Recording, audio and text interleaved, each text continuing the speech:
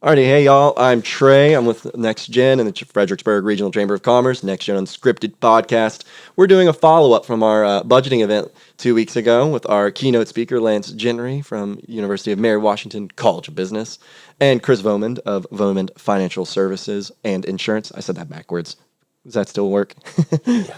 We're good. Good to hear. So we are looking at questions that people have submitted online that were either at the event or on our social media and answering them. We have two financial experts. So quickly I'll introduce them and hear a little bit more about them, and then we're going to answer your questions today. So we're not doing live call-ins. We thought about it, but we couldn't risk it. I don't trust some of you. So first off, Chris, what does Vomund do? What are you all? And a fun question I would also like to ask, what was your first purchase ever, if you can remember, after your first paycheck? So, to the first part of your question, we are a risk advising and financial services firm. We help people protect themselves from risk with products like insurance, and we help them accomplish their goals by investing in ways that make sense for them. That's kind of what we do at the heart of it. My first job was sacking groceries in high school at a grocery store. And being a high school student, I probably spent it on things like my first paycheck on things like food Sure. and maybe movie tickets and gas. Yeah. Do you remember which movie it was? I do not remember what movie it was. That would be fun. The first movie ticket you ever bought. Well, that'd be tough to remember. When I was in high school, I remember trying to save those tickets, and I've since lost them. All. Yeah. That's cool. Yeah, sacking groceries. We all start. I love asking people's first jobs. And as well, we're joined over here by Lance. He's a professor at UMW. What do you teach, Lance? I mostly teach marketing classes. Over the summer, I'm teaching business communications, any business class that's needed. Yeah, awesome. And your not necessarily your first job, but your first paycheck. Do you remember what you bought? Well, my first paycheck was when I was 12. I got a paper route. They actually still delivered it with my bikes in the afternoon after school. I probably bought books and video games. We had an Atari 2600 that anybody today would laugh at, but it was revolutionary and fun at the time. Well, definitely. I think that's super cool. Hopefully you were the cool kid on the block with the Atari. We had a lot of friends over. There you go. When my first purchase, I was a lifeguard. I was 14. I was the youngest one there. And my boss explicitly told me I was the last 14-year-old he would ever hire. I only got the job because my brother was the head lifeguard. But everyone thought it was funny that I was working there because I was too young and I had no expenses. Like, I lived at home. I didn't have a car. So I mean, always can be saving for something, but I had no expenses. And one day someone was just talking to me like, what do you do with your money? Like, why do you work? Like, you pick up overtime every other week. Like, what are you doing with your money? And the answer was nothing. So I was like, okay, I have to go spend it on something. So I did. And that was 10 different video games on PS2, full PlayStation. And I still have some of those in the closet. That's great. Yeah, some like Sly Cooper and like Ratchet and Clank and other games like that. I was in high school. I was like, what else am I going to do? PS2 was a great platform, man. Oh my gosh, it's a classic. Yeah, nostalgia for sure. But that was my first purchase. I was like, I have nothing else to buy, so I just bought video games. I don't think I even played half of them, but definitely some good memories with some of them. But yeah, we have some great questions here today that you all submitted for us, so we're going to try to go through and answer those. Our event last week, just as a small recap, though, we were talking about budgeting. There was a lot of great information and tips. If you want the information from there, if you weren't at the event, I can send that to you. Lance spoke a lot about classic budget examples, some mistakes people make, and some key takeaways. I guess before we get into the questions, this is unplanned, but that's why we call it Next Gen Unscripted. The big takeaways from the event, if we could go through it really quickly.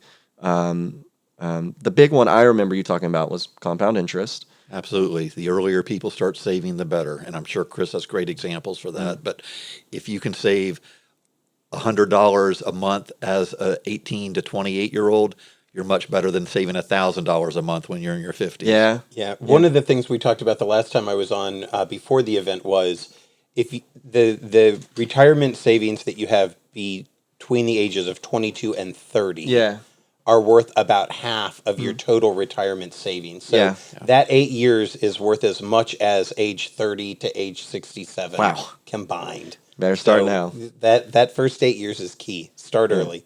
I turned 30 in 2 weeks, so I guess I need to just dump my checkings into retirement. We can actually run a simulation on your retirement savings, Trey, and tell you if you are on time or if you need to make adjustments. Let's show the whole world my budget. I actually am an open book and wouldn't mind showing people that.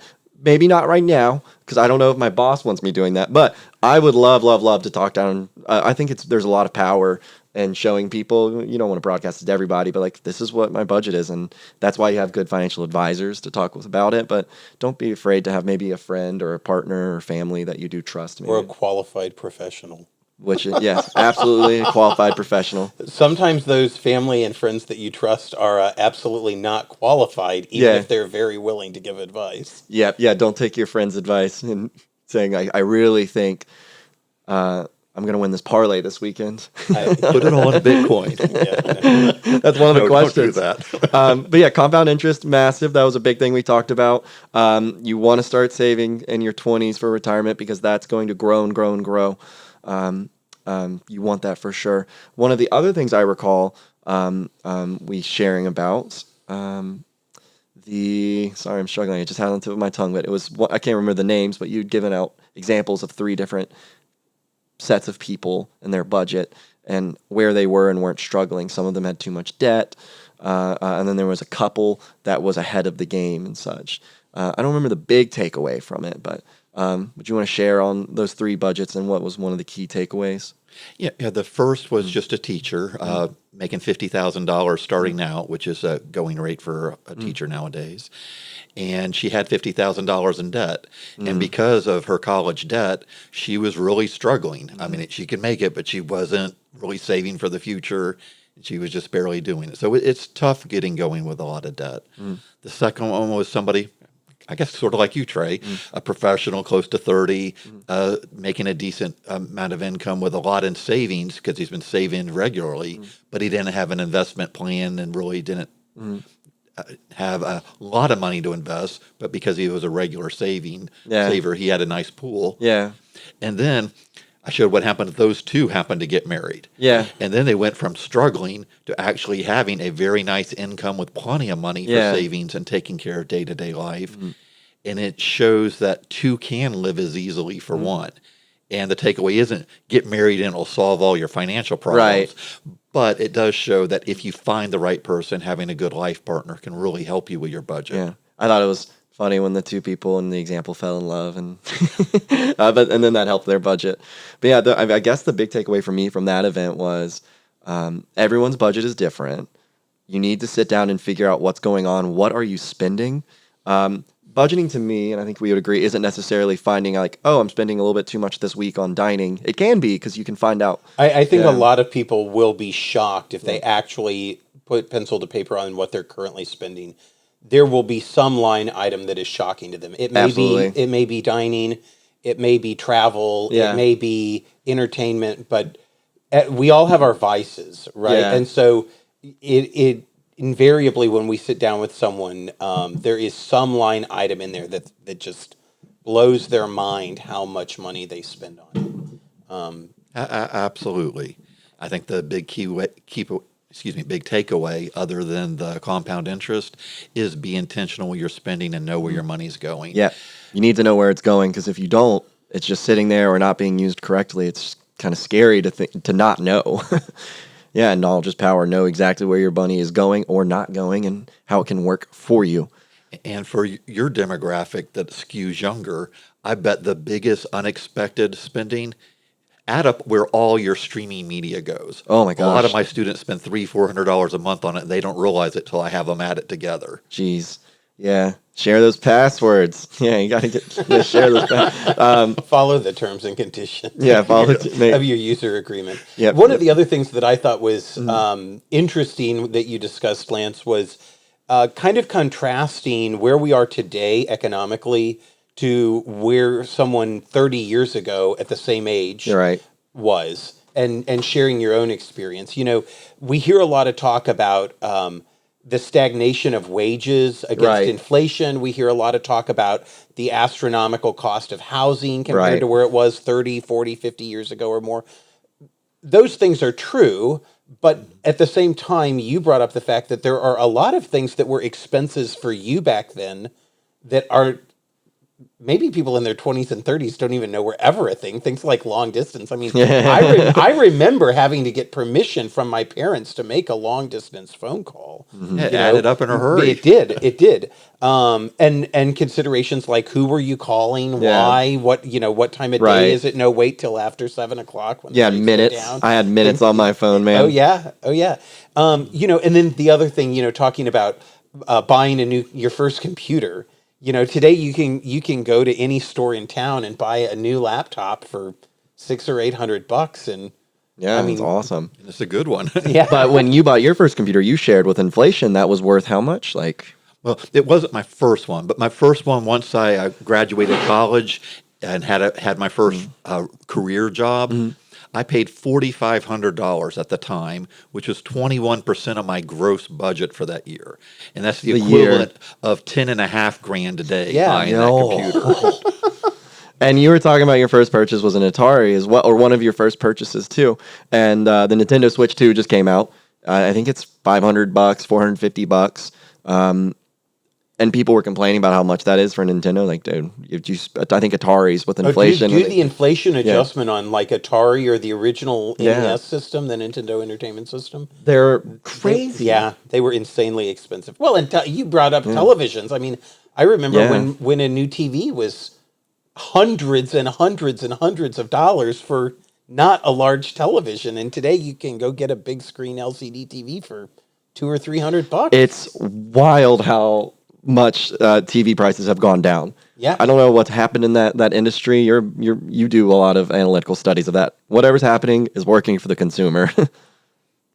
Well, it's pretty much Moore's law, which is computing capability doubles every 18 months, applied to any consumer electronic.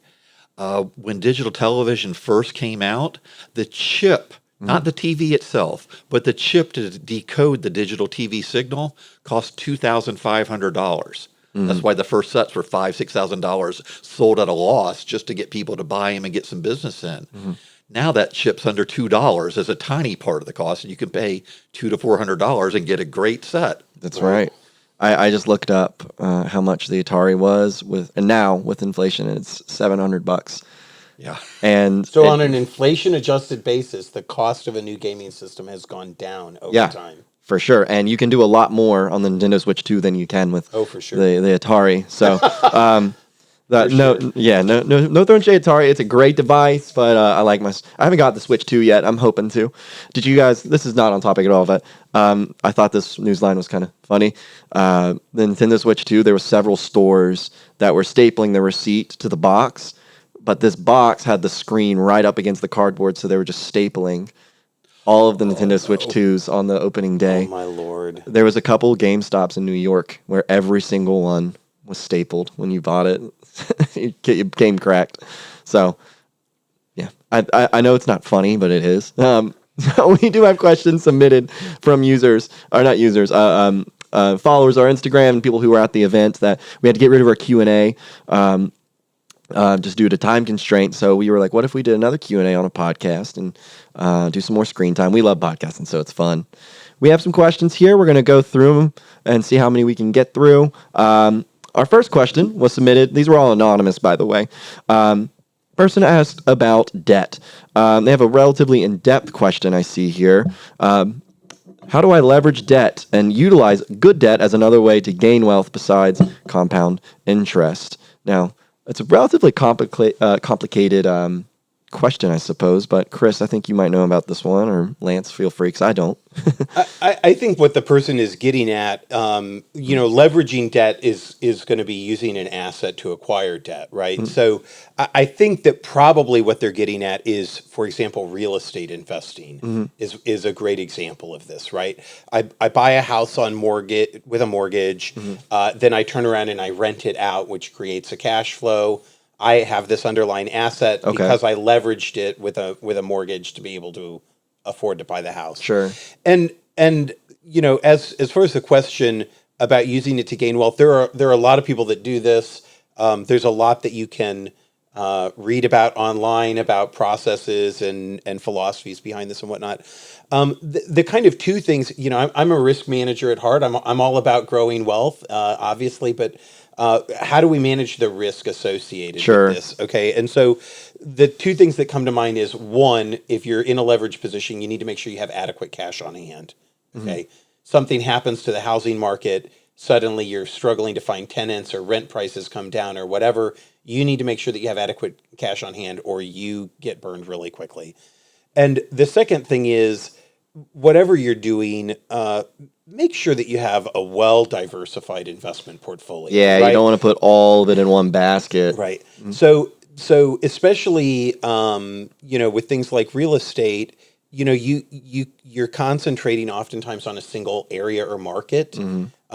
You're concentrating on a single sector in the economy, which is real estate, and so you're taking on a lot of risk by concentrating. Sure. Right? Versus buying properties across the country, for example, in different markets that have different economic needs, or maybe part of your investment portfolio involves real estate, but part of it involves other types of investment products as well that are more diversified, and so they're not always going to, react equally to whatever is going on in the broader economy. Right. Yeah, and that's a very good way to phrase it, because even if an investment isn't like naturally super risky, if all of your investments are into one category like that, just real estate, 2008 happens or something similar, you're in trouble. Sure. Absolutely. And when we've had those major economic crises, it happened in the late 80s and early 90s. We had some housing market issues. Interest rates were kind of wonky. But again, in 08, 09, 2010, folks who were heavily invested in real estate really struggled to come through that. Oh, I bet. But if they'd had adequate cash on hand, they might have been able to make it a little easier. So that's my two pieces there. Yeah, and go ahead. It's slightly different than your question, but I want to emphasize one of Chris's points. It's vital to diversify. Absolutely. So that's why I suggest people buy index funds versus individual stocks. Right. Because any one company can do good or bad. But if you buy the whole portfolio, the market in general is going to go up over time. Right, absolutely. Even those blue chip stocks, and for those listening, I'll let you just, what's a blue chip stock? Just one of the traditional companies like Procter and Gamble or such that's always done well and expected to continue to do well. Yeah, and they're the safer ones, but even if you invest too much in that, it's not safe because you're invested too much into one. And I still personally, we're not here to give you guys individual stock advice, but I think both of my great guests here would agree investing in an individual stock is going to be risky and to not necessarily advise for that. Do we agree? Yeah. Yeah, I mean, and you can always be sure this one is going to be a winner. Like if SpaceX goes public, I'm sure it's going to be a winner. But if you dabble in it, make that a tiny percent of your investment portfolio because you never know what happens. I mean, the government may nationalize SpaceX, and then anytime you nationalize it, it usually drives all the ingenuity out of it, and it doesn't do well. Right, absolutely. You can't. And there's so many unexpected things that could happen. We always talk about black swans, but anything can happen to that. It's in the market any day, and even if you had the best idea ever, when I was in college, I remember Nintendo Switch 1 coming out. I invested in Nintendo and it did great. But what if I was to do that for Nintendo Switch 2 and they all got staples in it and then go straight back down, even if it wasn't their fault? There was a hit there. Or I remember Coca-Cola, that's considered a blue chip stock, right? It's always up and up. And during a press conference with Cristiano Ronaldo, a soccer player, one of the most famous people of all time, said he did not want the Coca-Cola and slid it off the screen, and the stock dropped by like 5% or something crazy just because of that. I might be exaggerating a little bit, but within a week, a lot of people lost money simply because a very famous person didn't want nothing to do with it. Had nothing to do with the flavor or the marketing. It's just one bad incident. Well, you see this kind of market fluctuation too with celebrity CEOs who get on social media and start pontificating and make wild swings one way or the other in stock prices. So yeah, absolutely. Diversification is key. Diversify. Before we move on, again, we're talking about debt. We kind of went at it with a more complex view. I'd like to simply talk about debt because during your talk, We mentioned debt, good debt, bad debt. Now, generally, the rule of thumb is avoid debt, but there's different types of debt. We do have a question on here later about credit cards, but I did want to ask about debt. And is there such a thing as, I don't know if good debt, but different types of debt that you had talked about at our event? This goes back to being intentional. If going into debt is either going to dramatically improve your life or dramatically improve your earnings, and as Chris says, you've got then the capital if something comes up. Right. But most people listening to this aren't going to have a large cash pool, so that really doesn't apply as much. Yeah, I might say it a little differently. My fear is I can leverage a credit card to improve my lifestyle significantly. I'm not sure that I recommend that. Yeah, That wasn't your intention, that. but some of the best advice I've ever been given around debt is do not use debt to buy a depreciating asset. Okay. Okay. So, for example, you're going to purchase a home that we expect that the home is generally going to appreciate over time. Right. That's probably a smart financial decision. Yeah. Given the right circumstances, right? You're going to be there sufficiently long, et cetera. I think, Lance, you gave the example of a home that you bought and you sold it a few years later because something changed and, you ended up losing money on the deal because you weren't there long enough. So it's not always a smart financial decision, but oftentimes it is. Starting a business would be another potential reason to take on debt. When I started my business almost 7 years ago, we certainly took on plenty of debt to get it started. At the same time, I did that because I had worked in the industry already. I had proven that I could do it successfully. I'd been successful running other businesses prior in my career.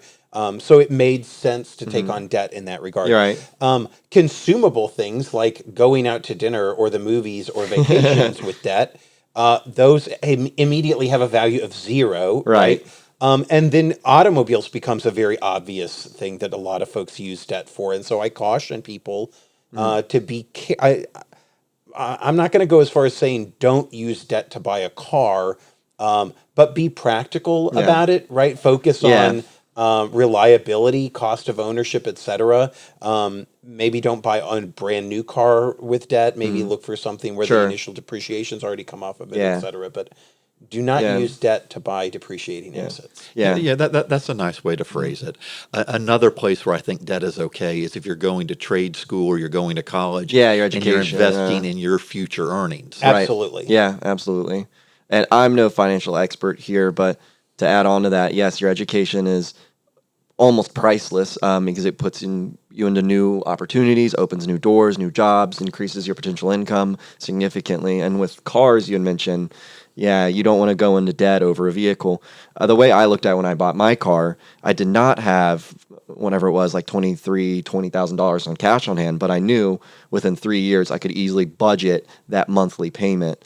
So I think that's still considered debt, but a very managed, qualified. You know, when I was growing up, I remember being taught, don't ever finance a car that you can't pay off in 3 years. There we go. Yeah, that's a good way. That was kind of the thing. And as far as education, the millennial in me says be careful about taking on college or educational debt for education. It can certainly be worthwhile.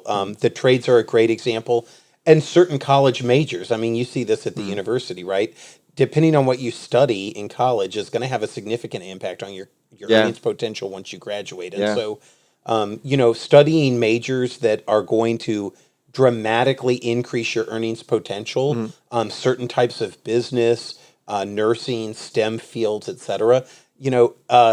Trey, you spent some time in education. I would be willing to wager that what was spent on your undergraduate degree compared to your earnings was relatively high. And so teachers do very important work, and we can make an argument about not being paid enough, but it's hard to justify going into debt to go into education, in my opinion.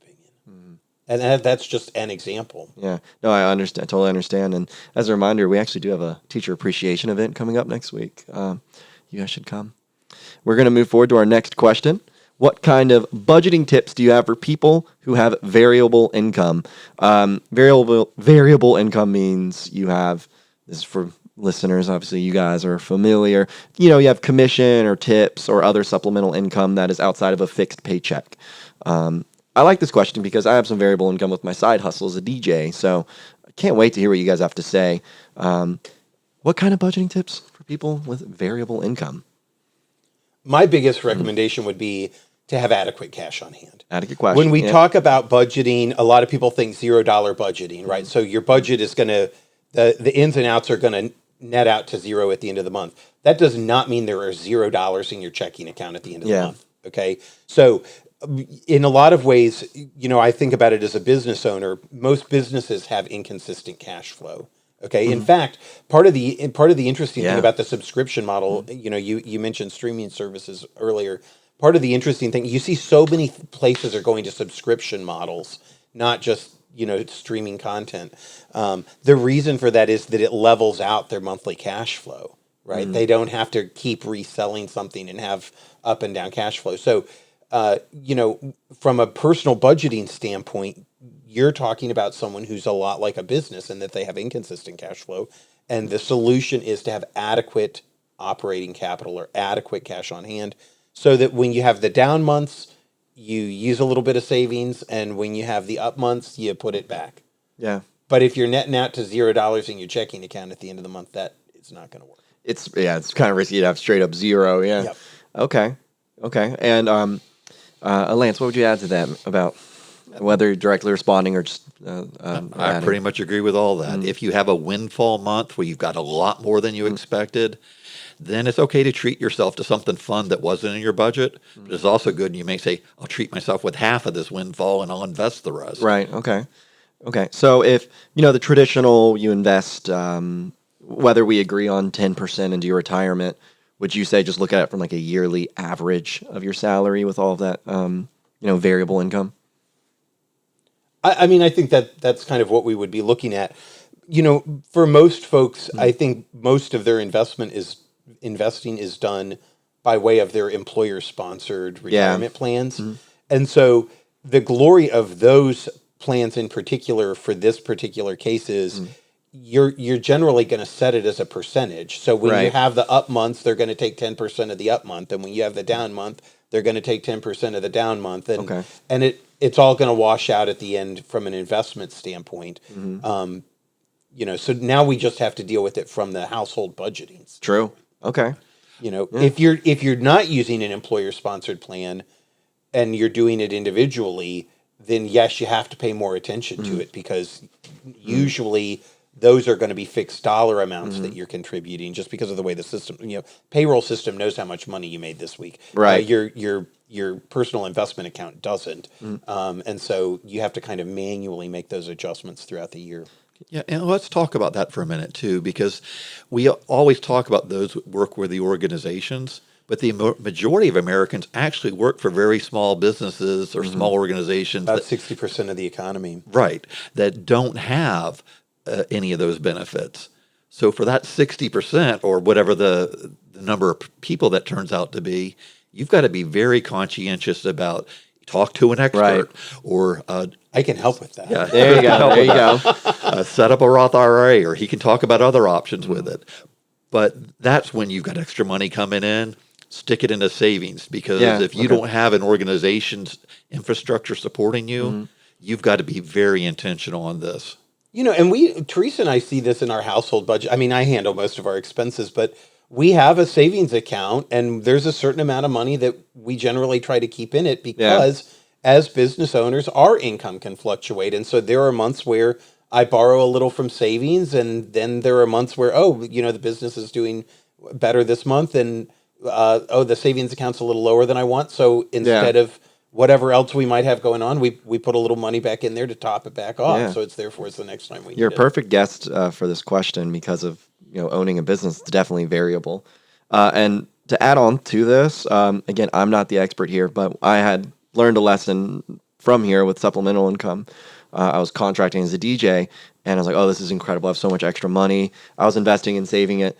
And then at the end of the year, watch out for that tax bill. Taxes, because it was supplemental income and I was a contractor. I had to pay those taxes. And, that's 20 to 30% of, a lot of gig. Yeah, and I worked real hard on some of these gigs, so that was a big check. So just make sure you're saving if you are going to be taxed on that. And don't lie to the government about your taxes, but do talk with a professional that can help you do better with your taxes. We were going to have Kathy from RUW, the United Way, here today, and she could have talked with us a little bit about taxes, and we'll make sure to tell you guys if you need help with taxes that they can certainly help. Yeah, while you're on that, a lot of people don't realize that Social Security taxes that you see taken out, the FICA and all that, is only half of what the government requires. Your employer pays the other half. Oh. So if you've got your own gig, like if you're doing a DJ as an independent contractor, the federal government will take double what you expect out of when you pay your annual At the end of the taxes. year. Hefty. It was a hefty bill. I'm still thinking about that tax return. Yeah, I would say realistically, if you've got a side hustle that is not being taxed as you're earning it, and you know you're going to have that 1099 between state and federal taxes, you should probably anticipate that 25 to 30% is going to be going to taxes. And that- and because you might say, well, Chris, you're overestimating what their tax bracket is, but the issue is, as Lance pointed out, you're getting the self-employment tax as opposed to the FICA tax, so you're paying both sides of it as a self-employed individual for that portion of your earnings. So it hurts. Yeah, that's 15% before you even look at the state and federal income taxes. Right. That's why I say 25 to 30% pretty easily, because 15% is going to go to self-employment. And I did learn the lesson, and honestly, from you, I think. I think many people have said this in the past, but like I was saving for that tax return, knowing it was going to hurt, but I had my checkings. You can take it out of your savings so easily. Like, why was I doing that? I can be making, I think my savings right now is like 3.9% return, which is very solid. It's like I could be making that 4%, waiting to save, and then pay off my tax return when it comes. So make sure you're having your money work for you in some sort of account, and we'll talk a little bit more about that later. Number 3, this is a question that's down to the nitty-gritty and the basics. This person submitted a question saying, what basic tips do you have to help day-to-day budgeting? Do you recommend any apps? Earlier you had mentioned you'd be surprised, like, oh, when you sit down and look at a monthly budget, oh my God, I spent $600 on eating out this month. So things like that is what comes to mind when I see this question. Most of it's be intentional and know where your money's going. But part of it is compare notes with each other, with your friends. You might find bargains. And for stuff like insurance that varies a lot, at least once a year. I've heard some people recommend every 6 months gets quotes on that. Okay. But when I lived in Stafford, I got gigabit internet service. And because there was competition, I could pay about $80, $90 a month, whether I used Comcast or whether I used Verizon.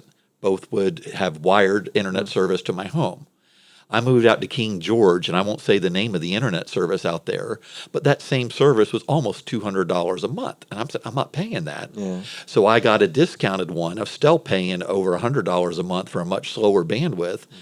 But because I was fussing and shopping, I went ahead and went to T-Mobile. Now I pay $35 a month for wireless internet service that's like 300 megabits per second on average. It's variable, but it's great, and it's $35 a month. There you go. Yeah, find your way around those plans, because $200 a month is a massive thing to budget. If you can work your way down to 35, go you. So definitely finding ways to reduce those bills. And that's the beauty of month-to-month budgeting, looking at that. Oh my gosh. Like I don't know if it was on the podcast or when we were chatting before, you said you had students add up all your subscriptions, and some of them are getting to $400 a month. On streaming service, because they have no idea how much it totals. Insane. Yeah. As far as the question, basic tips, number one, keep track. Okay, winners keep score. So actually tracking your expenses on a day-to-day basis is an important part of successfully budgeting. I do think that using some sort of app is very helpful in that regard. There are lots of different apps out there. Mint from Intuit was kind of the go-to for a long time. I believe they've incorporated that with Credit Karma now, so I don't know what it's looking like there. There's another one called Monarch that I've heard good things about. Okay. And then also one from Empower, which used to be Personal Capital. The one thing I will tell you about apps is more great advice someone gave me along the way, not my original thought, is if you are using a product or service and you are not paying for it, you are the product. Yeah, Okay? Absolutely. So just be aware that as far as products out there, if you're not paying for it, they're using you to sell it to advertisers, or there's a motive on the part of the company, right? They're trying to sell you other services or whatever.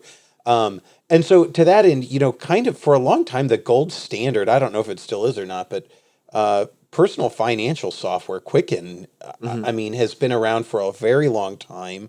And I'm sure they have a subscription model available now where you pay a monthly or annual fee, but, because, charging me $65 every time I finally decided to upgrade wasn't enough consistent cash flow. But anyway, don't be afraid to pay a reasonable cost Sure. for an app so that you can know that you are not being sold a bill of goods here. Yeah. You're Okay. actually getting Yeah. a product that's going to help you accomplish your goals, Right. and not someone else's. Okay. And let's talk about Yeah. the Quicken for a minute, because that's another way to save money, but still pay for what you get. Like you, Chris, I upgraded with Quicken every 3 years or so, and until they sold their company to another company that now uses it, but went to a subscription model. I said, I'm not paying a subscription for this. So I went to one of my old copies that didn't have a subscription model, and just loaded that, and that's what I use. Right. And you can find those on eBay. So you pay one time and it works. Yeah, you Yeah. can also dig around really deep in their websites oftentimes and find the one-time cost somewhere. I did this recently with a big productivity suite of software, so to speak. Oh, okay. Yeah. You can pay their $120 a year or $12 a month, or whatever. But if you dig a little deeper for about $250, you can actually buy a license outright. And you do the math. I probably am good with this for the next 3, 4, 5 years. Yeah.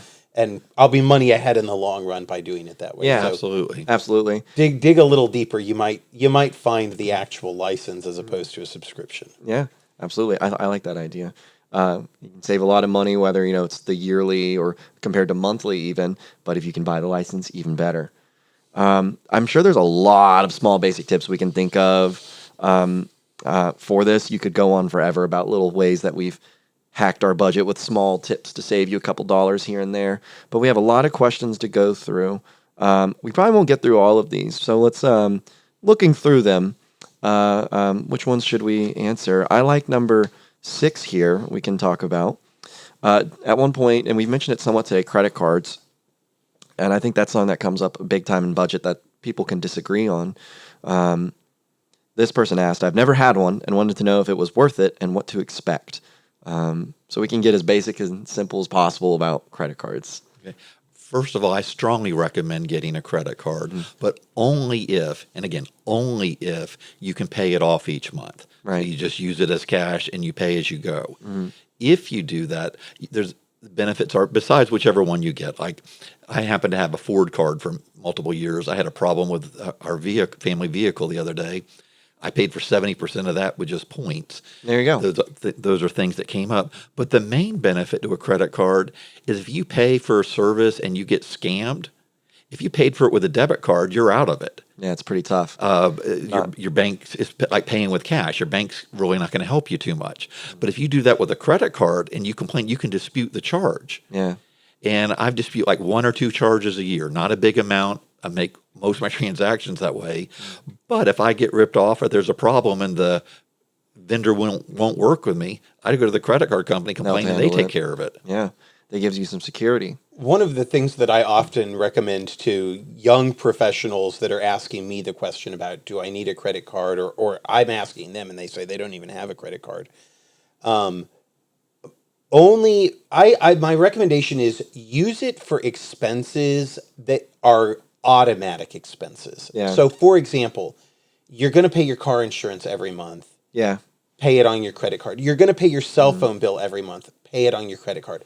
What I don't like, especially for people that are maybe inexperienced or people who are on tight budgets, who don't have as much cash flow, I don't like going to the grocery store with a credit card. I don't like going out to dinner with a credit card because those rack up over time. Okay. Versus I know I've got $300 in expenses between my cell phone bill, my insurance, Easy to and my manage. whatever else. I've got to budget $300 in my checking account to pay the credit card bill, right? Versus I'm using it to buy groceries and gas and all sorts of other variable expenses. Suddenly the credit card bill comes in and it's $800 and I only have $600 in my checking account. That's a problem. That's a okay? problem. And I think that also leads to you might have some other bigger problems. But it's easy to get away from you Yeah. and not be aware of what you're spending on a credit card. So that's why I suggest keeping it to a limited set expenses. Yeah. The other thing is, should I get a credit card? The reality is that we are a credit-based society. Yeah, it's tough not If to. you buy a home, they are going to want to pull your credit. Now, there are people that say, well, they can manually underwrite that without a credit score. You're right, they can. But when you go to try to hook up the utilities, they're going to want to run your credit. It's going to be so much easier if If you you have a good try to score, rent yeah. an apartment or a house, they're going to want to run your credit. And if you don't have credit, they're likely to want a bigger deposit as a result. And you're still going to have the same issues with the utilities. Yeah. If you try to buy a car, if you don't have cash to pay for it, you're going to need credit. And Lance, you mentioned insurance a while ago. Most insurance carriers are using a consumer reporting based risk model at this point. And your credit is a part of that. Yeah. Okay. So I do think that using a credit card responsibly is an outstanding way to build credit. It's also a very fast way to get yourself into a lot of trouble. So use them responsibly. It goes back to be intentional. Yeah. I was taught from my parents to be very afraid of my credit card and use it very. They didn't give me one until I was in college. They said, use it very lightly. We're going to watch it. It was a joint account with my parents. We're going to watch it. You need to use this carefully. Same thing. They said, put your gas on it and that's it.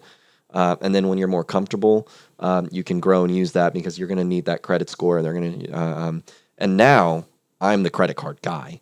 I only use it. And it's fine to disagree. It's okay. I only use my credit card. I haven't used my debit card in years because I know everything is below. I keep my debit card locked. Yeah. Because I never use it. Yeah. Right? Like once in a great, you know where I use my debit card? Where? The ATM. Yeah, same. That's it. That's the only time when I put an ATM to get cash. Again, I do want to be careful as I tell people I only use a credit card. I have mastered my budget. I know exactly what's in and out, and I never have ever come close to spending more than my means with my credit card because I treat it like it is a debit. The other thing is there are still classic charge cards out there. Yeah. Before we had credit cards, really, we had charge cards where Old you school. had to pay the card balance off at the end of the month, right? And Yeah. so that's another great way. If you don't want the potential for revolving debt that gets you in trouble, there are still some companies out there that have true charge cards. Yeah, and I think that's totally fine. I'm also, as he says, pay it off almost immediately. My sister, I don't know if she wants me to say this. Someone I really know, well, she pays it off every week, which is probably a little overkill, but like it If works. that's what it takes to get it done, do it. Yeah, it works. And there's a lot of benefits. Like you said, like you develop points with your Ford credit card, pay off a car thing. I have a credit card. This is new. I don't know if it'll stick around forever because it seems too good to be true. It was a free credit card, and you use it to pay rent. And their whole spiel is we'll pay that fee for the credit card transaction fee for you, and we'll give you points. So I don't know how they're making money at that, but same. And I just got a business class ticket to Nashville for free. Back and forth, both ways, round trip for free, just by doing absolutely nothing all year, by paying my rent with that credit card. Now I am accruing points because I do have a roommate. I'm accruing points off technically money he's spending too. He doesn't know this, but I'll give him like a smoothie or something one day. And, but There you go. Because I pay both of our rent through the same though, portal. you talk about paying it off on a weekly basis, and I think your particular financial situation makes a big difference here. Where Teresa and I are now, we put almost all of our expenses on a credit card. The mortgage gets paid directly out of the checking account. Maybe a couple of utilities because they have service charges associated with credit cards, but overwhelmingly our expenses go on a credit card and we just pay it off at the end of the month. When I was in college, I was a poor, broke college student, like most college students are. And so I literally paid it off on a daily or weekly basis. I mean, I would go to town and go to Walmart and get groceries or whatever, and I would use my credit card to pay for it. But when I got back to my room, I had personal financial software and I would enter the transaction and I paid if I spent $40 at Walmart, I paid $40 onto my credit card right then and there. So the money came out of my checking account and the bill was zero. There you go. So I think you got to do what makes sense to use credit responsibly. Yeah. And like you said, just don't mess with debt. That is not what a credit card is really for. I do think every so often you can use that credit card to really save you. Like you said, if there's a bad transaction, like one time I lost my credit card at an airport and someone bought 4 bottles of Disaronno, which I thought was interesting. Like if I would never to spend a stolen credit card. Right. But if I ever found like a lost credit card and I decided to be bad, I'm going to buy some stuff with it, it wouldn't be 4 bottles of like sweet almond liqueur, you know? I would at least get like a different shelf stocker, you know? But I thought that was interesting. But I told my bank, like, I didn't buy 4 bottles of Disaronno. And they paid me back. So life's good. But yeah, absolutely. We don't want debt. Sorry, go ahead. Yeah, and while we're on this, before we go to another question, or you call it quits, I'm not sure where we are in time, the thing about establishing credit, that is very important. So important. I've got kids ranging from 19 to 27. All of them, my eldest is a scientist at Dahlgren. He makes a very nice salary. He invested in a tech degree. He's doing well. I had to co-sign on the car he bought last year, and he'd been at Dahlgren for a while because he didn't have a credit card. He had no credit history. My financial advice. The co-signing for him to sign it, or the to co-sign. Yeah, you gotta be careful, but obviously you trust your son. Yeah, and for my youngest, who's 19, also never had a credit card, I had to co-sign for her for an apartment. Oof. Yeah. Well, you're good. You're a good dad. Co-sign for them. I found when I was getting my first car, I had to get my dad to co-sign, and it brought down my interest rate by so much percent, but still not enough to like really like. It still scared me. I think it was like 6 or 7. And by buying a new car, even though it was more expensive, I was able to lower that to 2%, just because of the deal they were offering. But yeah, absolutely. We really don't have a ton of time left. We're super far over. We've lost everyone listening. I'm kidding. We do have a couple more questions on here I did want to answer, but I do want to wrap it up. We had something about reassessing finances. Let's do that number 8 and then call it quits. We'll skip that question about crypto. So we talked already about not individual investments. Stocks and crypto, I would consider that too, and that's a very risky one. I think we can, very risky one. If you have some extra play money on the side, maybe, but we're not going to recommend that today. But number 8, how often should I reassess my finances and budget? Also, what the heck does refinancing my home mean? I actually don't know the answer to that one, so educate me. If you want to take the first one, I'll take it. Yeah, sure. So, how often should you reassess your budget? I would say as often as necessary. Okay. We find natural times to do that are when you have major life changes. So maybe you graduate from college and you get your first job, or you get a promotion, or you get married, or you have a baby, or you buy a house, or I mean, all of these things are kind of obvious prompts to reassess your financial position. Also, though, how have your goals changed? I mean, oftentimes it doesn't happen all at once, but I find that I talk to a lot of young people who, over a period of, maybe 2 to 3 years, they start to be interested in, maybe I should buy a house, or should I buy a house, right? And so as you're starting to have those sorts of natural thoughts with yourself, it's a great time to reassess your financial position. What does it take to do that? Whatever the case may be. And I say that because, I mean, this is next gen, right? But I have the same kind of conversations with people in their 50s about preparing for retirement, right? Like, hey, but let's sit down and actually look like, what do you want your retirement to look like? And what have you got in savings already? And how is it invested? And and how we can help. So it's the same. It's different prompts, different lifestyle prompts, but it's the same conversation that we're going to have throughout your life. Sure, absolutely. Okay, I like that. I think that's a very good reason. And as an FA, right, I think you're very well versed to say like these are, if compared to a primary care doctor, certain like checkups and yeah. So I think you're probably the best authority on that. But I still would love to hear. You said you would answer the second part. Refinancing a home. What the heck does that mean? I don't know, actually. Okay, unless you paid cash for a house, which very few of us are going to do, and you take out a mortgage. Let's say you got a mortgage 10 years ago. You're a baby boomer, still have a big house. You bought one 10 years ago. You're at 3%. Traditionally, if rates drop from 3%, let's say to 1%, you refinance it because they got really low for a while. I had a mortgage at 2.1% for a while. Okay. So that was a fixed one. So let's say they dropped to 2.1. You say, I'm going to be at this house another 5-6 years. You do the math and saying if I'm saving 1% on interest, it'll pay refinancing the house, basically getting a new mortgage at a lower rate will more than pay for the cost of getting the new mortgage in 8 months. So if I live here another 8 months, it's worth refinancing. Yeah. So you do it when rates go down. Incidentally, that explains one of the problems in the housing market today.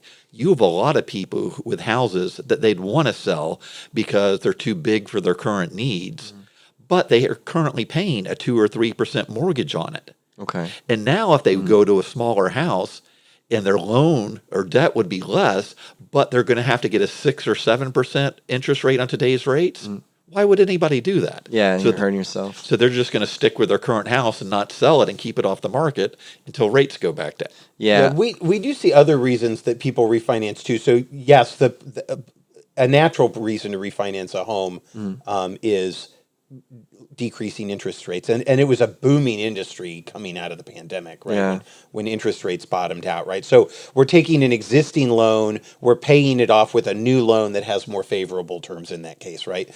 Sometimes though we see it with things like debt consolidation. We might you have equity in a home that we can access by refinancing it to pay off other higher interest debts. So for example, someone does have some credit card debt. A lot of times, 25% is not uncommon interest rates on credit cards.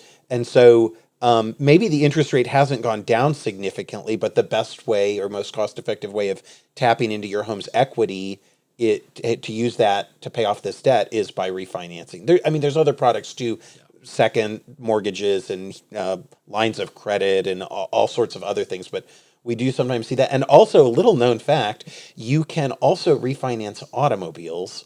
Oh. A lot of people do not realize that. Did not know that. Yeah.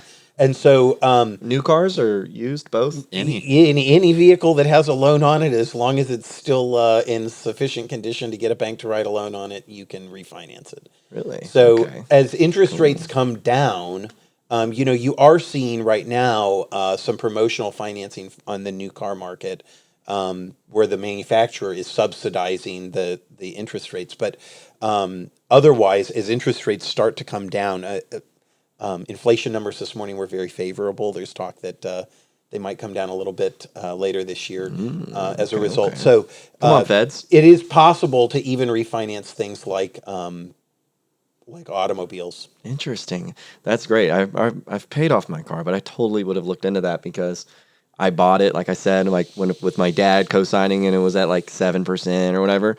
Now that I'm a very good adult and I have a responsible credit card, maybe that would have been lower. That's a really, really great. I had no idea. Because I didn't think refinancing was something I could do. That's great. Yeah. And one thing on the debt refinancing, a lot of people do it. And if you have a lot of debt, it can help because you pay a much lower interest rate that's then tax deductible. But I caution getting in the habit of doing that. Yeah. Oh, for sure. Because you you're do killing see people all your that get in equity. the cycle of it. Yeah. You're killing equity. So you have to make sure that you do that as a one-time solution and then make the lifestyle adjustments to not get back into I know the someone who situation. did that and it saved their life, but they're like, just don't ever let me come close to this again. And that's where having a trusted FA or professional with you to help and keep track of it with you is very important. Alrighty, friends. We have so much that I didn't get to talk about, but we can always do more. You guys are such good company. Guys, thanks again for coming. I really appreciate you taking time out of your days. I know you got students to teach, you got clients to help. I have to go pick up flowers for an event tomorrow. So we got lots of stuff to do and money to save. But guys, thank you so much. You guys are incredible. I really appreciate your time and advice. If you're at home and you have more questions, put them in the comments or email us. We would love to answer those for you. We're not Mad Money here giving everyone, or Dave Ramsey giving you direct advice, but I'm sure Chris can still sit down with you, maybe. Yeah, he can give you direct advice. Yeah, he can give you direct advice. But either way, Trey, Chris here, Lance Been a over in pleasure. the, yeah. You guys, thanks so much again. Y'all have a great rest of your summer.